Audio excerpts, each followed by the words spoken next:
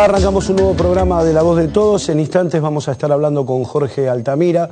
Le vamos a pedir en este programa a Jorge que nos haga una evaluación, mejor dicho, de todo lo que está pasando hoy en el país, ¿no es cierto? Por ejemplo, que estuvo truncada una sesión en el Congreso de la Nación, donde se iba a tratar el mínimo no imponible, algo que están reclamando los trabajadores de distintos sectores, que la propia Presidenta de la Nación, el propio jefe de gabinete planteó como una necesidad de discusión, y cuando se tenía que bajar al recinto en la Cámara de Diputados o discutirlo, no dieron el número. Y este es un tema que preocupa y mucho a los trabajadores en la Argentina. Le vamos a pedir evaluaciones de estas cosas y de estas cosas que están pasando, que parece ser que muchos nos ven o no quieren ver. ¿Qué está pasando en la industria en la Argentina? Cuando nosotros en este humilde programa hace más de 2 meses empezamos a decir que venían problemas serios en las industrias y fundamentalmente en las automotrices, que pensaban en las suspensiones, nos decían que estábamos locos y que esto no era tan así. Hoy lamentablemente el tiempo nos está dando la razón. Las automotrices están tomando medidas muy serias con respecto a sus trabajadores. Y también está pasando con otras metalúrgicas importantes de la Argentina y de algunos cordones industriales del conurbano bonaerense, donde ya no solo hay suspensiones, sino que hay despidos, lo cual es realmente preocupante. Mientras tanto, no todos, pero algunos gremialistas es como que miran para el costado, es como que está todo bien, como que acá no pasa nada. Por otro lado, quiero comentarles con relación a las cosas que pasan en la Argentina, que me veo realmente sorprendido. No solamente por aquellos que son pro gobierno, lo cual me parece fabuloso, pero sí de algunos colegas de todos los medios de comunicación. Estoy mirando, por ejemplo, en las últimas semanas, a uno de los publicistas más importantes de la Argentina, que de hecho es publicista del Gobierno Nacional, al cual respeto como publicista, como es el señor Braga Menéndez, y a muchos periodistas que parece ser que no viven en la Argentina o no saben lo que está pasando en la Argentina.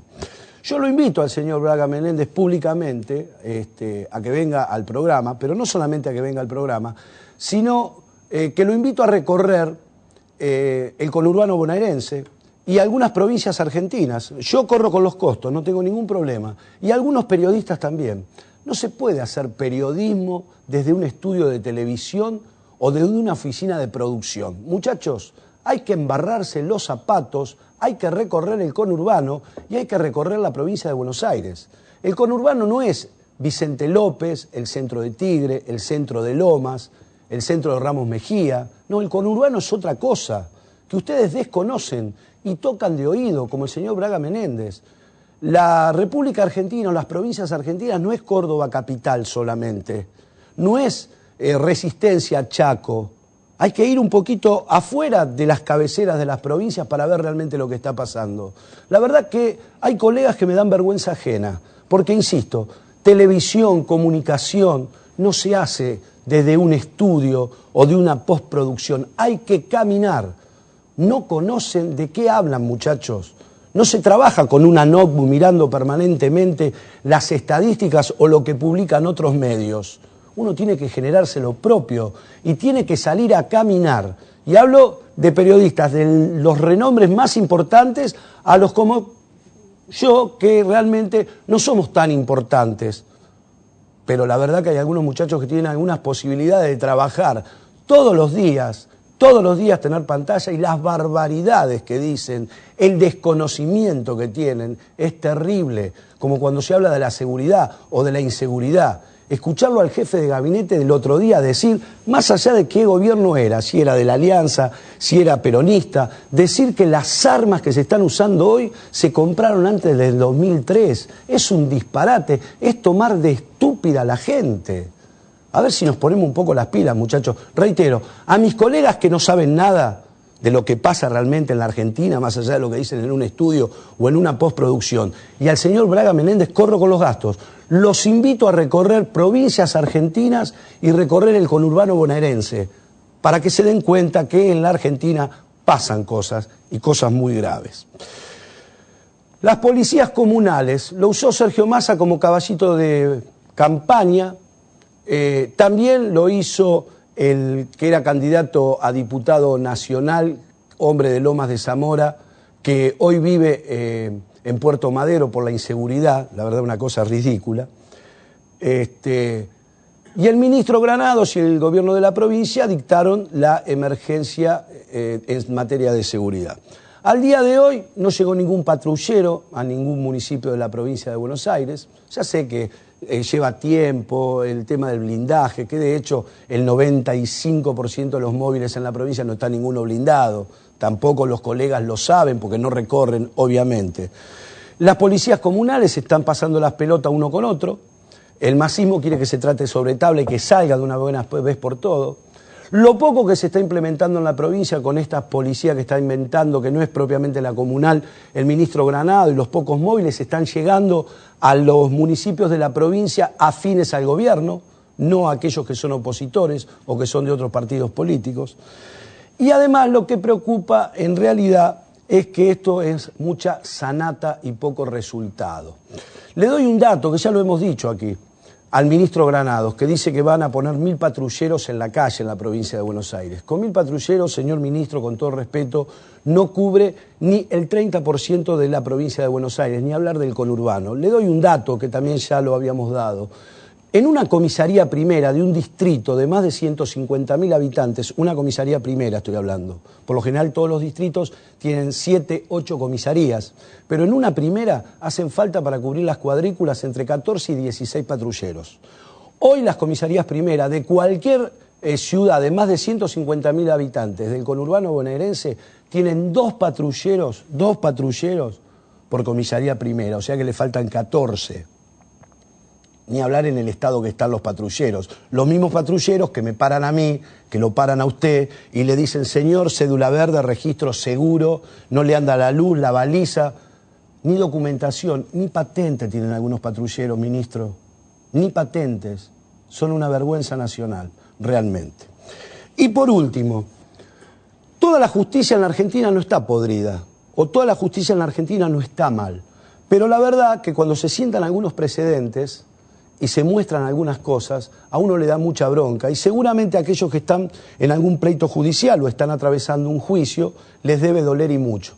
Porque si usted es un laburante, si es un trabajador, si es un empleado o si es una pyme y tiene un juicio penal y tiene que enfrentar un juicio oral y público, no tenga dudas que se va a tener que sentar todos los días en las audiencias para, bueno, escuchar los testigos, escuchar su defensa, etcétera, etcétera.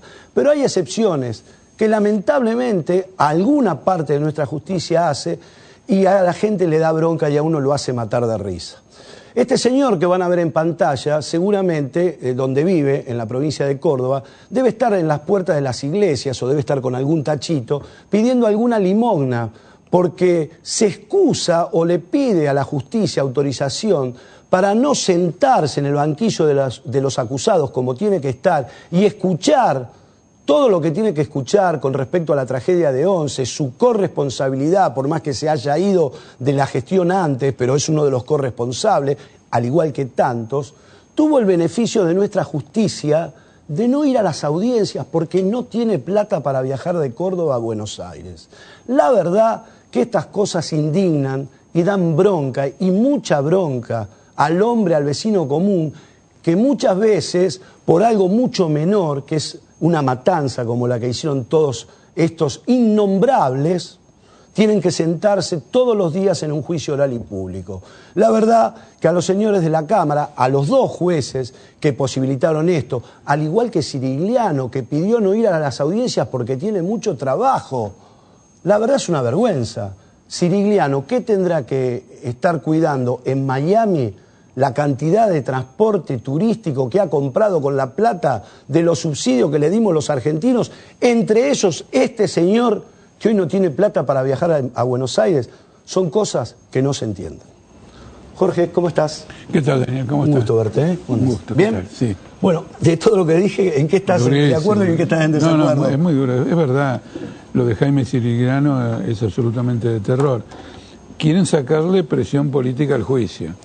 Es un juicio que tiene una gran presión política porque la responsabilidad de la tragedia de Once es del Estado. Y es de funcionarios que a su vez, 2 años antes, fueron denunciados por nosotros como responsables políticos del asesinato de Mariano Ferreira. Políticos. ¿Por qué? Porque eran responsables de todo el enjambre de intereses y mafias que en la lucha del ferrocarril Roca finalmente culminó con el asesinato de Mariano Ferreira. Lo digo porque nosotros en aquel momento le advertimos a la presidenta de que si bien la responsabilidad jurídica la debía adoptar el Poder Judicial, la política era de ella. Claro. Y hoy también es esa responsabilidad política. Entonces quieren sacarle presión política, han hecho un trabajo sobre un sector de los familiares de las víctimas para que acepten una indemnización, evidentemente porque son vulnerables económicamente. Claro, gente trabajadora, gente que tiene una necesidad. Y bueno, este es el armado absolutamente esencial. Así que, digamos, estoy de acuerdo con este aspecto. No sé, otra referencia, bueno, sobre el Poder Judicial, tenemos críticas muy grandes y hasta ahora nadie le ha dado una respuesta efectiva a nuestro planteamiento de que los jueces tienen que ser electos. Porque esto del Consejo de la Magistratura le otorga a una camarilla un monopolio para designar jueces o subrogantes o con jueces adictos, y todo resulta una gran vergüenza. Pero yo el otro día denuncié algo en un programa que quiero repetir. Por un fallo de la Corte Suprema de los Estados Unidos, Argentina le tiene que pagar una indemnización a British Gas debido a que se especificaron las tarifas en el 2002. ¿De acuerdo? De acuerdo. Ahora, la Corte Suprema esta de ahora, en el 2004, especificó, le dio aval constitucional a la especificación. Sí, señor. ¿Qué acatamos? ¿Los fallos de la Corte norteamericana o los fallos de la Corte argentina? Y según como debate de ánimo la presidenta. No, es un debate muy importante. Claro que es importante. No, es importante porque está en juego mucha plata que podría ir para los trabajadores, que podría ir para los jubilados, etcétera. Está en juego muchísima plata. En segundo lugar está en juego la soberanía del país. ¿Quién es? ¿La Corte Suprema de Estados Unidos o la nuestra? Yo este problema además una vez se lo planteé a Zaffaroni en un debate que tuvimos en la Facultad de Derecho con relación a por qué seguían vigente la legislación de la época de la dictadura y por qué frente a este tipo de manifestaciones de la Corte Suprema norteamericana, la Corte Suprema argentina no tomaba para sí todas las causas en litigio, que no puede fallar una corte extranjera porque, como se ve muy claramente, es una violación. De manera que tenemos una posición perfectamente clara sobre esto y tenemos una política. Los jueces tienen que ser electos. Y al que diga que el pueblo no está preparado para elegir a los jueces, le digo que si fuera verdad, porque no veo que el Consejo de la Magistratura esté mejor preparado. Y no, de hecho, fíjate que ahora la presidenta envía 315 pliegos de jueces y subrogantes, y ya lo que se ha podido ver, que hay algunos que la verdad, con todo respeto lo digo, no pueden trabajar en un tambo para sacarle la leche a la vaca. Claro, yo descuento que los televidentes conocen lo que está ocurriendo y por eso digo simplemente, bueno, miren si el Consejo de la Magistratura supiera. Pero los pueblos aprenden a ejercer el poder a través del ejercicio del poder. ¿Se entiende o no? Porque la ventaja de elegir a los jueces es que si mañana ese juez demostró que no está capacitado para el cargo o falla de un modo muy tendencioso, lo sustituimos. Pero ¿sabes qué pasa? Me parece, ¿no? Quizás coincidís conmigo, quizás no. ¿Sabés qué pasa, Jorge? Lo que me parece es que la dirigencia política, salvo excepciones, no le interesa y no le conviene que a los jueces lo elija el poder, el pueblo.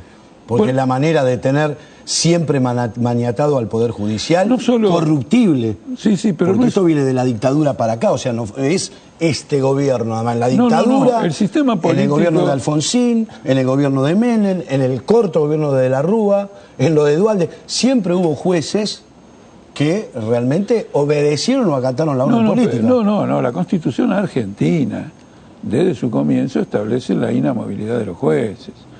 Es decir, nosotros estamos planteando un cambio constitucional.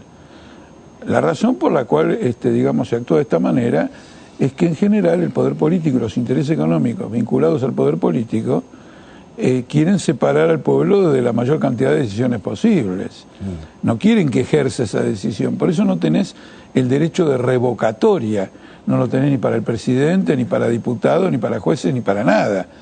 Nosotros, que creemos que la mayoría trabajadora debería orientar el destino del país, naturalmente queremos darle ese poder de decisión, de voto, de elección y de revocatoria en todos los terrenos, incluso en el educativo. Que las escuelas estén, desde el punto de vista de su gestión, manejadas por la comunidad educativa y por los maestros y los profesores. Naturalmente tiene que estar financiada por el Estado Nacional. Ahora, nosotros venimos ahora de dos experiencias que te quiero contar, Daniel, para no perder la oportunidad de este programa. Primera experiencia, una gran lucha de los maestros en Salta. Y quiero destacar esta lucha porque fue una lucha muy sacrificada, donde los maestros se movilizaron en contra de su sindicato, que no lo representa hace muchos años, pero los gobiernos lo siguen reconociendo como el único válido. Tuvo un carácter absolutamente fenomenal. Ayer ha obtenido una victoria completa, hubo carpas, hubo huelga de hambre, y obtuvo una victoria completa. Ahora, durante toda la huelga, la campaña oficial es una huelga del Partido Obrero, porque vos sabés que hemos hecho una gran elección en Salta. Entonces los tipos dijeron, es una huelga del Partido Obrero. Los diputados del Partido Obrero participan con los docentes en las manifestaciones. Entonces esto ahora es una victoria. Es decir, el gobierno, después de toda una campaña, ahora va y dice, no, vamos a ceder, vamos a entregarle lo que los docentes han requerido. Con esto quiero mostrar lo siguiente: es importante votar por el Partido Obrero, porque después, cuando hay una lucha popular, esa lucha se siente reforzada. Bueno, pero con respecto al tema docente, se demostró en la provincia de Buenos Aires. Se demostró en la provincia de Buenos Aires. Hubo un quiebre importante, y más allá de lo que me pueda contar Baradel a mí y a la gente, Baradel tuvo que ceder por la presión de adentro. Absolutamente. No hay dudas de eso, porque Baradel hubiese cerrado completamente una cosa totalmente ya al comienzo, distinta. como lo hizo en los años como anteriores. Lo hizo anteriormente. Y los sindicatos estos que resistieron esta política de Baradel son los sindicatos combativos. Exacto. Lo que se llama el sindicato combativo. Baradel estuvo en Salta para apoyar a la burocracia que repudió la huelga. Así que ahora sufre, digamos nuevamente una derrota. Quiero mostrar con esto que mientras que el voto por cualquier partido la gente lo considerará valioso en un sentido o en otro, los votos por el Partido Obrero y por el Frente de Izquierda refuerzan la causa popular. Le dan a un movimiento reivindicativo la sensación de que tiene el respaldo mayoritario. Y cuando luego los maestros van a ver si lo tienen, encuentran algo fantástico, que los padres en Salta acompañan a los docentes. Es un primer hecho. El segundo hecho, logramos que la legislatura de Córdoba, a través de nuestra diputada, se reuniera especialmente para discutir la crisis automotriz y los despidos y suspensiones. Y fuimos los únicos que presentamos un proyecto minucioso de lo que hay que hacer en esta emergencia de recesión. ¿Cómo nos respondió la legislatura después de un debate que invito a todo el mundo a que lo vean por video, no sé, por Facebook, por las redes, donde nuestra diputada demostró una capacidad fantástica para refutar? Terminó con una declaración que naturalmente votamos en contra, con una declaración manifestando la preocupación por la situación. Sí, lo que hacen los consejos deliberantes y la legislatura cuando quieren quedar bien y sacarse el problema. Sacarse un proyecto de resolución manifestando que estamos en contra. Pero el proyecto nuestro y sus análisis son muy importantes porque están habiendo despidos y suspensiones en gran escala.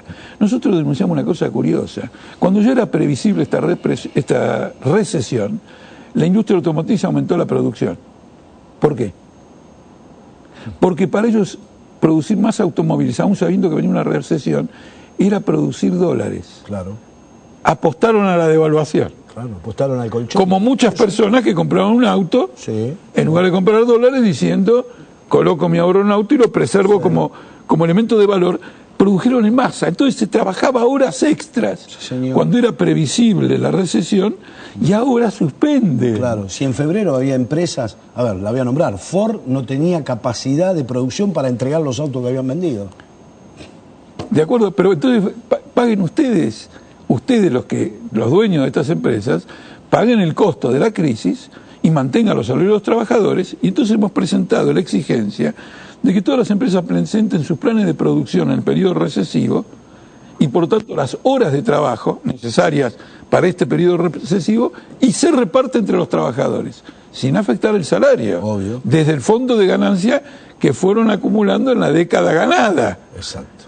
Hablando de ganancias, ¿qué te pareció lo que pasó en el Congreso, donde el oficialismo no bajó al recinto a discutir Mira, esto puede que haber, realmente yo creo preocupa que, y preocupa mucho al asalariado, ¿no? Indudablemente, mira, hay una razón mezquina y una razón más profunda. La razón mezquina es que el proyecto o la sesión había sido reclamado por la oposición y mañana el gobierno va a hacer la suya y va a decir, bueno, el proyecto de ley es mío. ¿Está claro o no? Pero esa es la parte mezquina. Sí, porque, perdóname, había algunos tontos que discutían que la oposición había presentado como 35 proyectos. Mejor que presenten 40, vamos a sacar uno consensuado después. Pero eso me parece a mí que demostró que toda la oposición está de acuerdo, al menos que esto hay que discutirlo. Bueno, pero fíjate, pero mirá un detalle. Yo digo mezquino, pero la mezquindad acá es seria. Porque nadie puede, por una mezquindad, sacrificar el salario de nadie. ¿Te das cuenta? De politiquería barata, embromando al trabajador, es más repudiable que si alguien dice, mira, hay que embromar a los trabajadores, quiero decir, sí. Es peor por lo hipócrita del asunto. Pero el problema más profundo es el siguiente, no van a, este problema, este impuesto al salario está para quedarse. Y voy a decirlo rápidamente por qué. En primer lugar, vamos a ver cuál va a ser el futuro mínimo no imponible. Ya dicen que lo quieren llevar a 19.000 pesos, pero 19.000 pesos quiere decir que si vos ganas 19.000 pesos no pagás. Pero si ganas de arriba empezás a pagar a partir de 8.000, 9.000, 10.000, es decir, pagás un impuesto muy elevado. Vamos a ver qué índice le van a poner. Pero además, hay una trampa fenomenal. Desde la época de Machinea, no se modifican las categorías. Claro, la famosa tablita. Que es decir, que si vos vas subiendo, y vas subiendo por la inflación, no porque tenés un salario superior, tenés un salario nominal más alto, claro, pero no un salario real más alto. A medida que aumenta tu salario nominal, que es más bajo que el nominal que ganabas antes, a medida que aumenta ese salario nominal, aumenta la alícuota del impuesto. Si eso no lo modifican, los trabajadores, por concepto de impuesto al salario, van a seguir siendo confiscados por un monto fenomenal. Si yo le agrego el IVA, ingresos brutos, el impuesto a la vivienda única, señores del gobierno, el trabajador argentino aporta el 54% del salario al Estado, que después usa la plata para Cirigliano, para los contratistas de obra de Jaime o para indemnizar a Repsol. Este es el carácter social de la situación que nosotros criticamos. Jorge, para ir terminando, yo cuando empezaba el programa hablaba de que lamentablemente hay muchos que hablan, muchos del palo nuestro del periodismo, que hablan desde un estudio de televisión o desde una oficina de una productora y que realmente no se han embarrado los zapatos nunca. ¿Coincidís con mi planteo de que en el conurbano profundo, no en las ciudades cabeceras, como decía, o saliendo 30, 60 kilómetros de las cabeceras de las provincias, la situación es realmente mala? Mira, ni siquiera 30, 60 kilómetros. Agarrar el partido de San Martín. Sí. Agarrar los barrios pobres del partido de San Martín, que no son 30, 60 kilómetros, del otro lado de la General Paz, y por ejemplo hacerlo sin un día de lluvia, agarrar el auto y salir de un barrio, sí, y después cruzarte la General Paz y venite a la capital. Vas a tener la sensación de que pasaste de 2 civilizaciones. De golpe vas a ver toda la luminaria de las luces de Avenida San Martín o de cualquier avenida que viene de allá, y lo contrastás con la situación en los barrios donde no hay pavimento, no hay agua, te embarrás hasta los tuétanos, etcétera. Yo recuerdo un caso que me quedó por lo dramático, de un padre que denunció la muerte de su hija porque debido al barro y todo lo demás, en Chascomús no había podido llegar la ambulancia. Bueno, eso lo conocen todos, no es que no... Yo estoy de acuerdo con lo que dijiste, pero no se lo atribuyas a que no van o no lo vieron. Lo vieron, lo saben, lo leyeron, pero defienden cierto tipo de intereses. En ese punto quiero ser claro, nadie es tonto acá. Yo quisiera que la ciudadanía, cuando va a votar o cuando tiene que hacer algún tipo de opción, se haga la siguiente pregunta: ¿qué interés social defiende este hombre o esta mujer en el campo de la política? Por ejemplo, en el debate de ayer en la legislatura de Córdoba, ¿qué defendíamos nosotros? A los obreros de la industria automotriz y a los obreros de la industria metalúrgica, de la UOM. ¿Qué defendían los demás? A las automotrices. Si hay ejecutivos de las automotrices que integran la lista de la Sota, o que integran la lista de juez, en particular de juez. Claro. Entonces, si miran los intereses sociales que cada uno representa, creo que mejorarían al momento de optar o de tomar una decisión política. La última, Jorge. La próxima semana, el 14, Moyano, Barrio Nuevo y algunos sectores están convocando a una gran movilización. ¿Cuál va a ser la posición de la izquierda? No, ya, del Partido bueno, en primer lugar, supongo que ya todo el mundo lo sabe, hicimos un gran acto de 1 de mayo, fuimos la única referencia política importante o válida del 1 de mayo, y ahí los oradores de todas las fuerzas sindicales y políticas vinculadas al Frente de Izquierda rechazaron esto, porque esto es un abandono de un plan de lucha completamente, y simplemente se lo quiere vestir, se le quiere poner un moño, ¿no es cierto?, mostrar que ocurre simplemente esto. Fíjate que ellos, en lugar de tomar una medida más profunda frente a un gobierno que les dice no les voy a dar nada, hacen un acto el día que aumenta el 100% los trenes y el día que se produce un nuevo aumento del precio de la nafta. El gobierno anda cantándolo a YPF, miren cuánto ganamos, cuánto ganamos, cuánto ganamos. Ganan lo que ganan porque hay tarifazo de la nafta. Entonces, si vos tenés una profundización de los despidos, de las suspensiones, un aumento de las tarifas y de los servicios, entonces tenés que profundizar ese plan de lucha. Lo contrario es pagar la Repsol. Entonces, en definitiva, consideramos de que la burocracia sindical... Mira, Piñanelli, del ESMATA, acaba de decir lo siguiente: bueno, viejo, hubo 10 años de buena producción, ahora hay que aguantar 6 meses, aguantaremos. Un dirigente sindical defendiendo el punto de vista de las automotrices. Jorge, un gusto como siempre, gracias. Por favor. Nos vamos. Antes un dato. ¿Recuerdan la causa de los medicamentos tan famosa? ¿Se acuerdan del Momo Venegas, que estuvo detenido por la causa de los medicamentos? Bueno, en las últimas horas ha sido sobreseído el titular del gremio que representa a los trabajadores del campo en la causa de los medicamentos. En 7 días nos vemos. Chau.